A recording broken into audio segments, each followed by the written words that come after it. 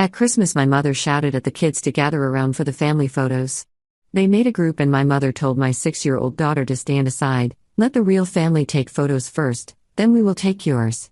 As she was done with all of them, my daughter tried to jump in, and my sister shouted, we've all voted, you're not family. My daughter burst into tears. Dad added, some children just don't belong in family portraits. I didn't cry. I did this. The living room still smelled like pine and cinnamon when everything fell apart. My mother stood by the decorated mantel, clapping her hands together like she was summoning show dogs.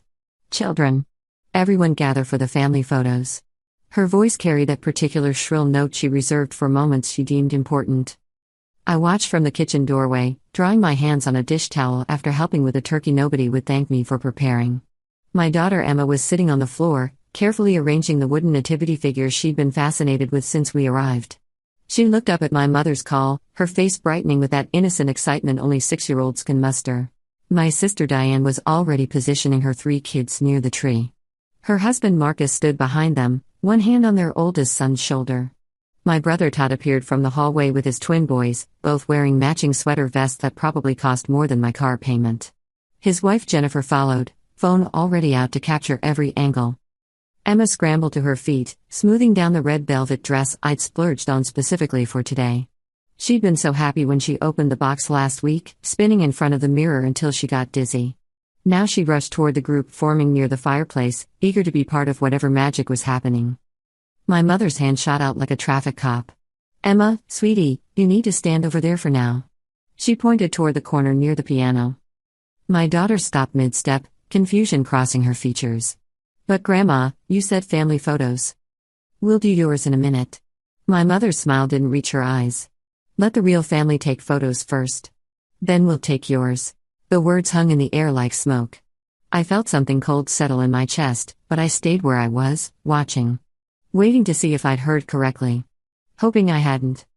Emma's face crumpled slightly, but she obediently moved to the side. My father was setting up his camera on a tripod, making minute adjustments to the angle. He'd always been particular about his photography, treating family gatherings like magazine shoots. The group arranged itself with practiced ease. Diane's kids in front, Todd's twins beside them. The adults formed a second row, everyone angling toward the camera with their best smiles. My mother positioned herself in the center, the matriarch holding court. Emma stood by the piano, her small hands clasped in front of her dress. She was trying to smile, probably thinking this was just the order of things, that her turn would come. I could see her rocking slightly on her feet, that nervous habit she developed last year. My father started counting down. 3, 2, 1. The camera flashed. He checked the screen, nodded, then set up for another shot. They took 5 pictures, adjusting positions slightly each time. Emma waited patiently, her smile gradually fading into something more uncertain. After the 5th shot, my father began reviewing the images on his camera screen. Emma took a tentative step forward, ready to join in. My mother was already directing people toward the dining room, talking about getting food before it got cold. Grandma? Emma's voice was small. She moved toward the group. Is it my turn now? My sister Diane turned, and something in her expression made my stomach drop. She'd been drinking since noon, eggnog heavily spiked with rum. Her cheeks were flushed, and her eyes had that glassy quality that meant trouble. We've all voted, she announced, loud enough for everyone to hear. You're not family. The room went silent except for the Christmas music playing softly from the speaker in the corner. Bing Crosby crooning about white Christmases while my world tilted sideways. Emma's face went through several expressions in rapid succession. Confusion. Hurt. Disbelief. Then her eyes filled with tears. Mommy? She looked at me, her voice breaking. My father lowered his camera. He glanced at Emma, then at me, and I saw him make a choice. Some children just don't belong in family portraits, he said it casually, like he was commenting on the weather. Then he started disconnecting his equipment. Emma burst into tears. Not the dramatic crying of a tantrum, but the broken sobbing of genuine heartbreak. The kind that comes from understanding rejection even if you don't fully grasp why. She ran toward me, and I caught her, pulling her against my chest as she buried her face in my shoulder. I didn't cry. The anger burning through me was too hot for tears. Instead, I stood there, one hand rubbing Emma's back in circles, the other clenched into a fist against my leg. I looked at each of them. My mother had already turned away, heading toward the kitchen. Diane was laughing about something with Jennifer. Todd was helping his boys with their plates. My father was carefully packing away his camera. None of them looked at me. None of them acknowledged what had just happened. I carried Emma upstairs to the guest room where our overnight bags were. She clung to me, her sobs gradually quieting into hiccups. I sat on the bed with her in my lap, letting her cry it out. "Why don't they like me?" She finally whispered against my neck. "How do you explain cruelty to a child? How do you tell your daughter that her grandmother, her aunt, her grandfather, people who should love her unconditionally, had decided she wasn't worth photographing?" "Sometimes people are mean for no good reason," I told her. "But it's not about you. You're perfect exactly as you are." She pulled back to look at me, tears streaking her cheeks. "But they said I'm not family." "You're my family," I said firmly. "And that's what matters most." I helped her wash her face in the bathroom, then changed her out of the fancy dress and into comfortable clothes. "Pack your things," I told her gently. "We're going to leave soon." While she gathered her toys, I pulled out my phone. My hands were steady now, the initial shock transformed into something colder and more focused. I opened my messages and started typing. The first text went to my mother. "We're leaving. I'll be by next week to discuss the loan." 2 years ago, my parents had been in financial trouble. Medical bills from my father's heart surgery, combined with some bad investments, had left them on the verge of losing their house. They'd come to me desperate, and despite our complicated history, I helped. $50,000, transferred from the savings account I'd built through years of careful budgeting and side hustles. We'd signed paperwork making it official. A loan, not a gift, at a reasonable interest rate. They'd made a few token payments early on, maybe $1,500 total, but nothing in over a year. The principal remained virtually untouched. I'd never pushed for more. Never demanded a schedule. I'd been understanding when they said money was tight, patient when payments arrived late or not at all. That was done now. The second text went to my brother Todd. "Congratulations on the promotion. I'll be sending the partnership documents back unsigned. Good luck with the expansion." 3 months ago, Todd had approached me about a business opportunity. He was opening a second location for his consulting firm and needed additional capital and someone with my financial expertise. He'd promised me a full partnership, complete with profit sharing and decision-making authority. The papers were sitting on my desk at home, reviewed and ready to sign. I'd been excited about the opportunity, about working with family, about building something together. Not anymore. The third message went to Diane. "I need the name of a different babysitter. I won't be available anymore." For the past year, I'd been watching Diane's kids 3 days a week. She'd gone back to work and couldn't afford full-time childcare for 3 children. I'd rearranged my work-from-home schedule, taken them to activities, helped with homework, fed them dinner. She'd never paid me, though she'd promised she would once her finances stabilized. I told her not to worry about it. Family helps family, right? Funny how that only went one direction. I looked at Emma, now sitting on the floor organizing her stuffed animals with careful precision. She'd stopped crying, but her eyes were still red and puffy. 6 years old and already learning that blood doesn't guarantee love. My phone started buzzing immediately. My mother calling. I declined it. She called again. Declined. A text appeared, "Don't be dramatic. Come down and eat." Dramatic. The word made me laugh, a short bitter sound. They told my daughter she wasn't family, excluded her from photos in front of everyone, made her cry on Christmas, and I was being dramatic for having feelings about it. Another text from Todd. "What are you talking about? We had a deal. And Diane, you can't just stop watching my kids. I have work."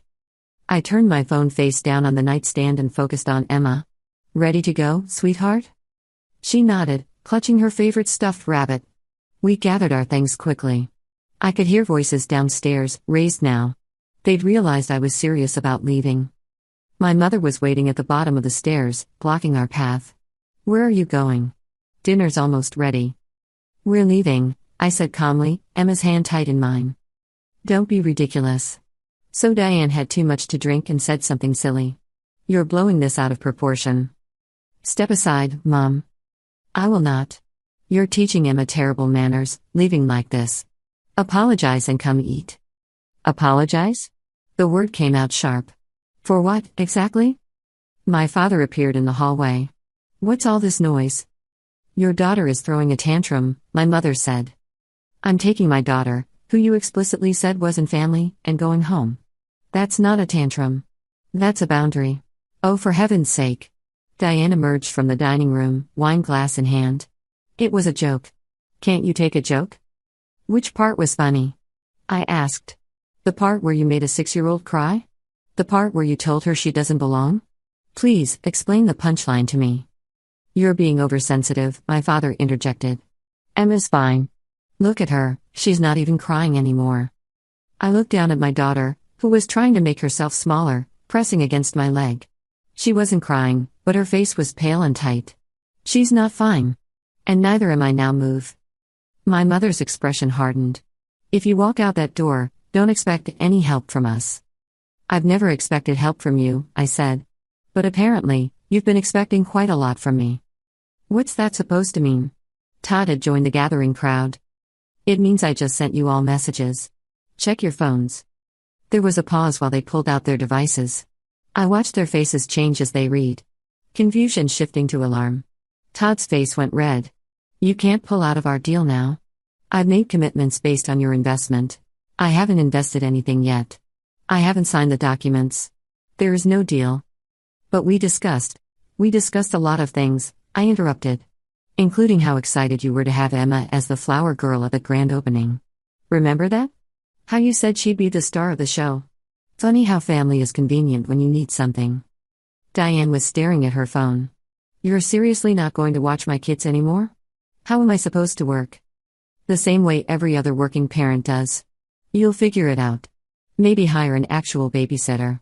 One you actually pay. I was going to pay you eventually. Were you? Because it's been a year, and every time I mention it, you tell me you can't afford it. Yet you and Marcus just got back from a cruise. Jennifer posted all those photos on Facebook. Diane's face flushed. That was different. That was our anniversary. And my time is worthless? My mother made a disgusted sound. So that's what this is about. Money. I should have known. This isn't about money. My voice was rising now, and I forced it back down. Emma was watching everything with wide eyes. This is about basic respect. Basic kindness. Basic human decency toward a child. We were going to include her. My mother protested. After the main photos. There shouldn't be a distinction between main photos and her photos. She is your granddaughter. She's not my blood granddaughter, my mother said quietly. There it was. The truth we'd all been dancing around for years. Emma was adopted. I became her mother when she was 3 months old, after years of failed fertility treatments and heartbreak. From the moment they placed her in my arms, she'd been mine completely. But to my family, she'd always been somehow less than. I see, I said softly. Well, at least now we all know where we stand. You're being unfair, my father said. We've included Emma in everything. Everything except family photos, apparently. Everything except being called family. Everything except basic consideration. You're twisting this, Diane accused. Making it into something it's not. Really? Then explain to me what you are not family means if not exactly what it sounds like. Silence. Diane looked away. Todd studied his shoes. My mother crossed her arms. My father shook his head like I was being unreasonable. I need a response about the loan, my mother finally said. You can't just demand it back. Actually, I can.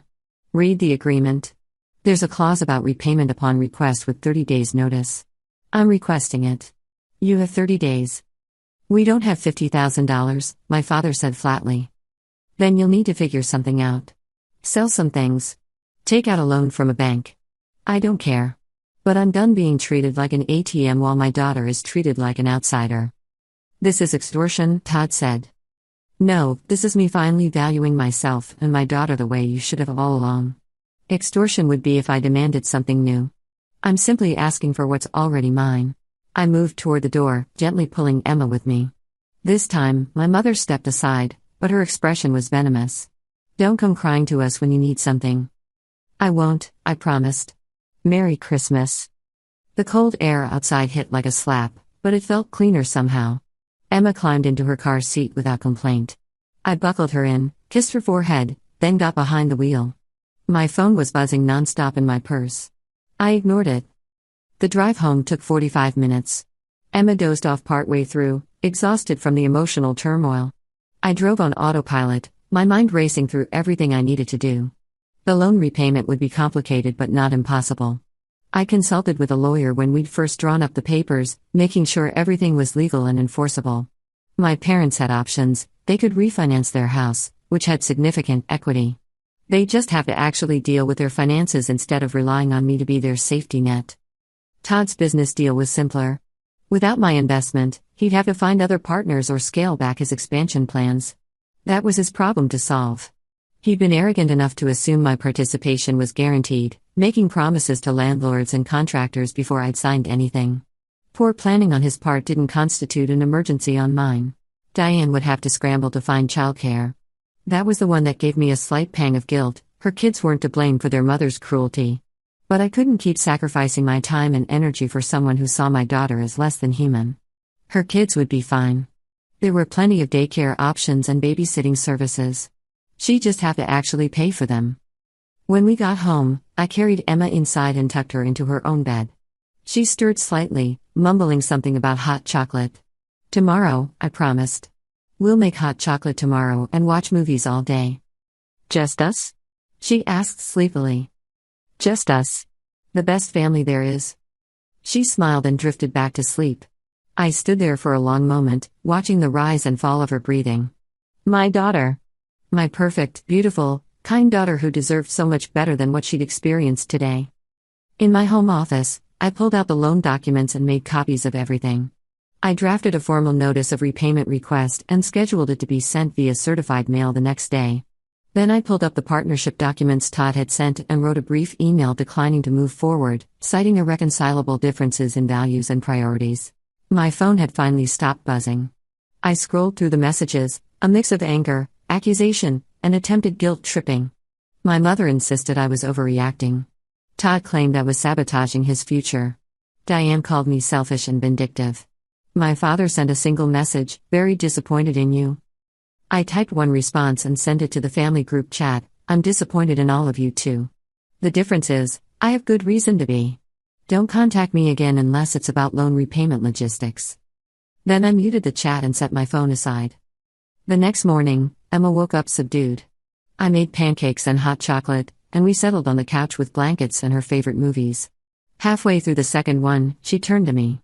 Mommy, do you think Santa still knows I'm family? The question broke my heart.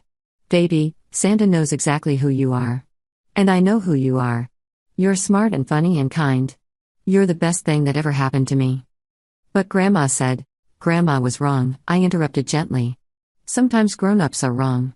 And when they're wrong about something this important, we don't have to keep spending time with them. She considered this, her expression serious. So we're not going back there? Not for a while. Maybe not ever. We'll see. Okay. She snuggled closer. I like it better here anyway. Just you and me. The week between Christmas and New Year's passed quietly. I worked from home as usual, Emma playing nearby or helping me with small tasks. We baked cookies. We built pillow forts. We had dance parties in the living room. It was peaceful in a way our lives hadn't been in months. My phone stayed mostly silent. One message from my mother, you're being childish. I didn't respond. One from Todd, fine, I'll find other investors. But don't expect any favors when my business takes off. I sent back a simple thumbs-up emoji. Diane didn't message at all, but she left a 1-star review on my Facebook page claiming I was an unreliable person who broke commitments. I deleted it and restricted her access to my profile. My father called 3 times. I let it go to voicemail each time. The third message was longer than the others. Your mother is upset. The whole family is talking about this. You're causing unnecessary drama. Call me back so we can discuss this like adults. I didn't call back. On New Year's Eve, something unexpected happened. My cousin Rachel, my mother's sister's daughter, sent me a message, I heard about Christmas. I'm so sorry. For what it's worth, I think you did the right thing. Can I take you and Emma out for lunch sometime? I stared at the message for a long time. Rachel and I had been close as children but drifted apart as adults. She lived 2 hours away and had her own family. We saw each other maybe twice a year at various gatherings. I typed back, thanks. Lunch sounds great. Her response came immediately, how about next Saturday? There's a great diner near me. They have an amazing kids menu. We made plans. I felt something loosen slightly in my chest. Not everyone in my extended family was like my parents and siblings. I'd just been so focused on the immediate circle that I'd forgotten there were others. January arrived with a cold snap and the first big snowfall of the season. Emma and I built a snowman in the backyard, giving it a carrot nose and button eyes. She laughed as I chased her around with snow, the sound pure and joyful. This was what mattered. These moments. This relationship. On January 24th, my parents' 30-day notice period expired. I sent another certified letter, this one more formal. As of this date, the full remaining loan balance of $48,500 plus accrued interest totaling $3,247 is due. Please arrange payment by February 24th. Failure to pay may result in legal action. My mother called within an hour. I answered this time. You can't be serious about this. I'm completely serious. We don't have that kind of money just lying around. You know that. Then refinance your house. Or sell some of your investment properties. You have assets. Those investments are our retirement. And that money was my security. My daughter's future. Her college fund. But I gave it to you when you needed it. Now I need it back, and you've only paid back $1,500 in 2 years. Because we made one mistake?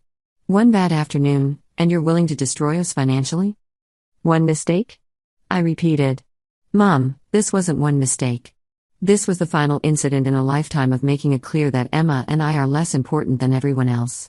Remember when you forgot to invite us to Todd's birthday party last year? Or when you canceled on babysitting Emma the day I had that job interview, but then posted pictures of you shopping with Diane?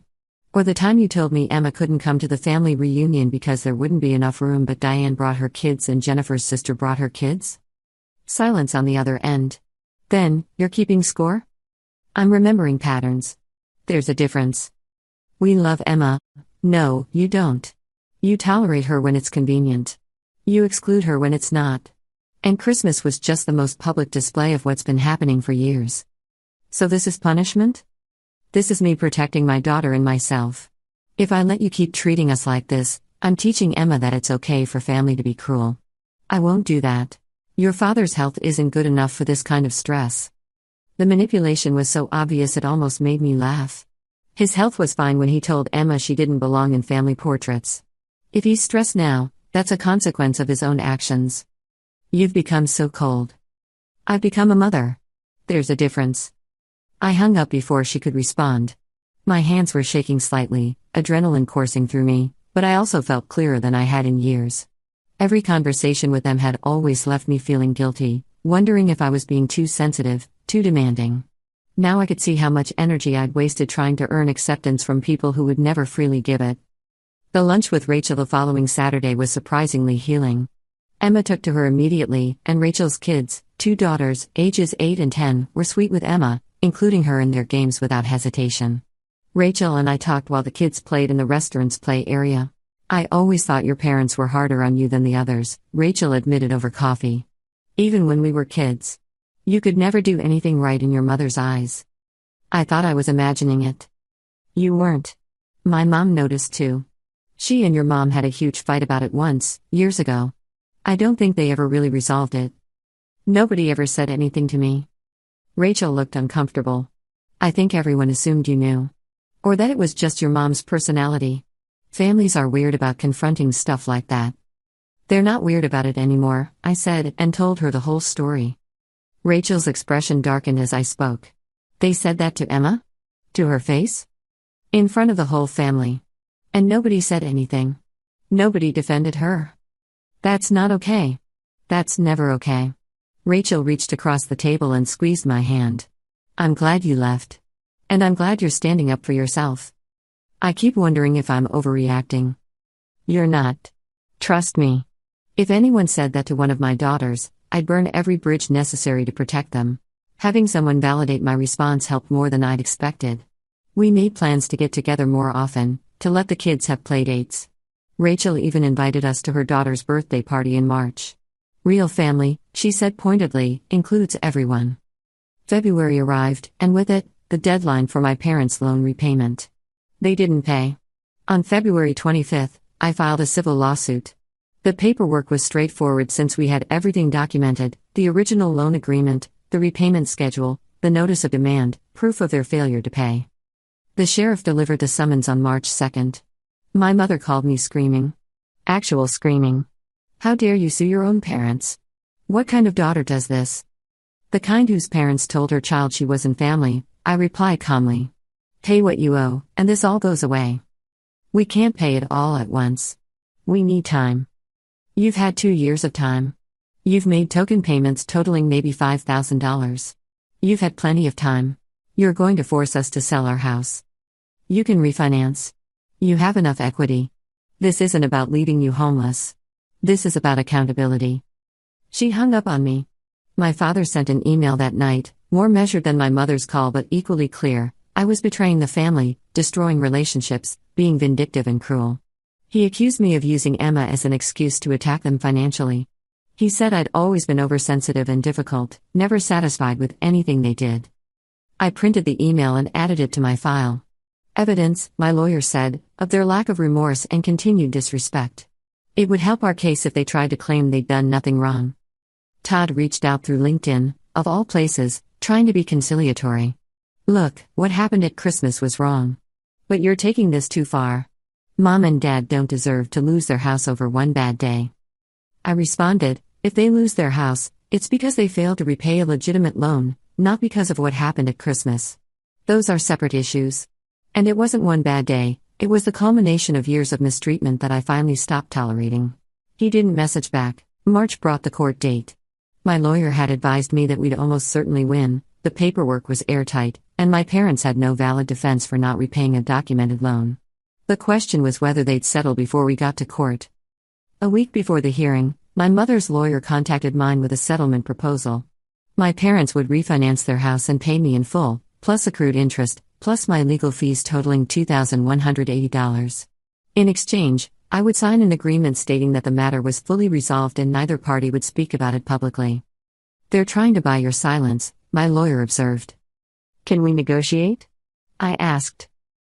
Of course. What did you have in mind? I thought about it. I want the money, obviously. But I also want them to put in writing that they acknowledge Emma as their granddaughter, equal to all other grandchildren, and that they will treat her accordingly in any and all family contexts, including photographs, gatherings, inheritance considerations, everything. My lawyer raised his eyebrows. That's unusual. And probably unenforceable as written. I don't care if it's enforceable. I want them to have to write it down. I want them to have to sign a document admitting what they did was wrong. He drafted the language. We sent it back as a counteroffer. My mother's lawyer called mine within the hour, sputtering about how insulting it was, how we were overstepping, how emotional matters couldn't be legislated. Then we'll see them in court, my lawyer said pleasantly. And all of this, including the Christmas incident, will be part of the public record. They settled. The agreement included everything I'd asked for. I received the payment, $53,927 in total, via wire transfer on March 28. The signed agreement arrived 3 days later. Seeing my mother's signature on a document acknowledging Emma as her legitimate granddaughter, promising to treat her equally, felt better than I'd expected. I put half the money back into Emma's college fund. The other half went into a savings account for emergencies. Real emergencies, not family members who treated us like convenient resources. Spring arrived slowly. Emma turned 7 in April. I threw her a party and invited Rachel's family, some of Emma's school friends, and a few of my coworkers who'd become genuine friends over the years. The house was full of laughter and chaos. Emma blew out her candles with a huge smile. Best birthday ever, she declared later, as we cleaned up wrapping paper. Better than last year? Last year's party had been at my parents' house. They'd combined it with my nephew's birthday since they were the same weekend. Emma's cake had been smaller, her presents fewer. She'd noticed. Way better, she confirmed. Because everyone here actually wanted to be here. Out of the mouths of children. I didn't hear from my parents or siblings directly after the settlement. But I heard through Rachel that there had been fallout. My mother was apparently telling anyone who would listen that I'd extorted them, that I'd used Emma's adoption as a weapon, that I was vindictive and cruel. Todd had found new investors but at less favorable terms, and he blamed me for his struggling cash flow. Diane had to put her youngest in full-time daycare and complained constantly about the cost. None of it touched me the way it might have before. I'd learned something valuable: their opinions of me weren't worth the oxygen they consumed expressing them. Summer came. Emma and I took a trip to the beach, just the two of us. We built sand castles and collected shells. We ate ice cream for dinner one night because we could, because there was no one to tell us it was inappropriate or that we were being irresponsible. One evening, watching the sunset over the water, Emma leaned against me. "Mommy, are you sad we don't see Grandma and Grandpa anymore?" I thought about how to answer honestly without burdening her. Sometimes I'm sad about what I wish they could be. But I'm not sad about the reality of them not being in our lives. Does that make sense? She nodded slowly. Like how I was sad about not having a puppy, but then you explained we don't have a yard for one, and I wasn't sad about that anymore, just about the idea of having one? Exactly like that. Very smart, kiddo. I'm sad about the idea of having nice grandparents, she said softly. But I'm not sad about not having mean ones. That's a very mature way to look at it. Aunt Rachel says we can call her mom Grandma if we want. Would that be okay? Rachel's mother, my Aunt Susan, had indeed been wonderful with Emma on the few occasions they'd met since January. If she said it's okay, and you want to, then yes. That would be fine. Emma brightened. Good. Because she's way nicer anyway. She doesn't make me stand by pianos during photos. I hugged her tighter. No, she doesn't. In August, I got a letter from my father. A real letter, handwritten, delivered via postal mail. I almost threw it away without reading it, but curiosity got the better of me. The letter was 3 pages long. In it, my father apologized. Actually apologized, without qualifiers or excuses. He said he'd been thinking about what happened, about the pattern of behavior I'd pointed out. He said he'd been raised in a family that prioritized blood relations and traditional family structures, and he'd never questioned those values until forced to examine them. He wrote, "I cannot undo what we said to Emma. I cannot take back the hurt we caused. I can only tell you that I've been wrong, and I'm sorry. You are my daughter. Emma is my granddaughter. Those facts should never have been in question." He didn't ask for forgiveness. He didn't ask to see us. He simply said he was sorry and that he hoped someday I might be willing to have a conversation. I read the letter 3 times. Then I put it in a drawer. Maybe someday I'd respond.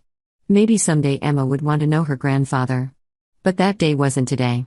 Forgiveness, if it came, would be on my timeline, not his.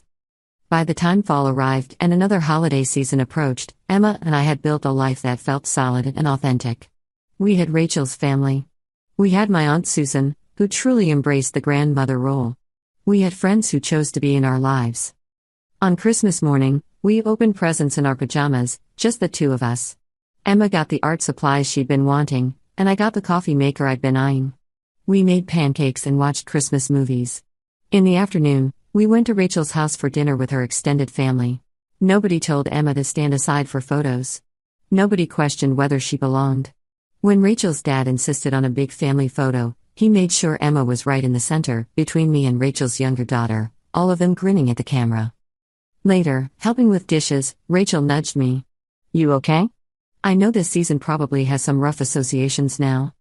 "I'm better than okay," I said, and meant it. Last Christmas, I was trying to fit into a family that didn't want us. This Christmas, we're with people who actually do. That's not a downgrade.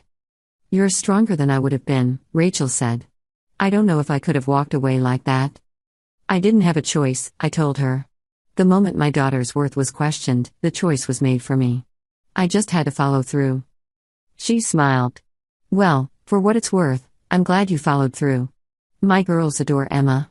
And I'm pretty fond of you too, cousin." We hugged, and I felt something settle deep in my chest. Peace, maybe. Or acceptance.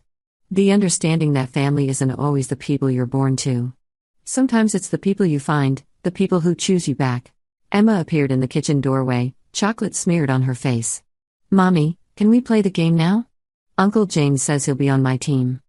"Go wash your face first, messy girl." She giggled and ran off. I watched her go, this daughter of my heart, this child who deserved everything good the world had to offer. I thought about last Christmas. The hurt on her face. The tears. The cruelty of people who should have protected her. And then I thought about now. Her confidence. Her joy. The security of knowing she was loved and chosen and enough.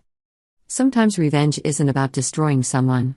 Sometimes it's about removing yourself from the equation, taking back what's yours, and building something better in the space they occupied. Sometimes it's about showing your child that they're worth fighting for, worth choosing, worth everything. I didn't destroy my family by walking away that Christmas Day. I freed myself and my daughter from people who were already destroying us one small cut at a time. And that? That was the best revenge of all. The dishwasher hummed as I loaded the last of the plates.